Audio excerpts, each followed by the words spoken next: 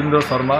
আজকে সকালবেলা আমি কাজে যাওয়ার পথে আমার বাড়ি থেকে ফোন আসে কি মেয়ের খুব পেটে যন্ত্রণা হয়েছে, ওষুধ আনার জন্য বলে। তা আমি বেলি রোড পথ দিয়ে বেলুড় মোড় হয়ে শ্রীরামপুরের দিকে যাচ্ছিলাম।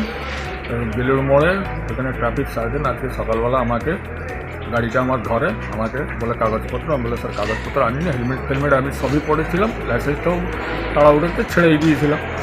তা আমি বললাম স্যার এইটুকু যাবো, একটু ওষুধটা নিয়ে আসি, একটু ব্যথা হয়ে গেছে, তা আপনি গাড়িটা রেখে দিন, আমি পরে এসে নিয়ে যাবো। আমি বললাম না, গাড়ি রাখা যাবে না, হ্যাঁ তোমাকেও সঙ্গে করে ঢুকিয়ে দেবো, গাড়িকেও ঢুকিয়ে দেবো, বেশি কথা। আমি বলে স্যার বেশি কথা কী বললাম, হ্যাঁ আমি তো কিছু সেমন বিশেষ কিছু বলিনি।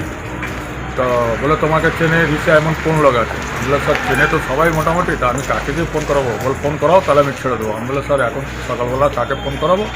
হ্যাঁ, তাই বললাম ঠিক আছে স্যার গাড়িটা রেখে দিন, আমি পরে এসে কাগজপত্র নেব। না, উনি কোনো কথা শুনলেন না, বেশি কথা বলবে এ করবে।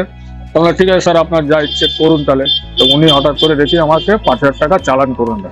আমি ওনাকে অনেক রিকোয়েস্ট করি, স্যার এটা কি, আমি গরিব মানুষ, 5,000 টাকা চালান কোথায় দিয়ে ভরবো?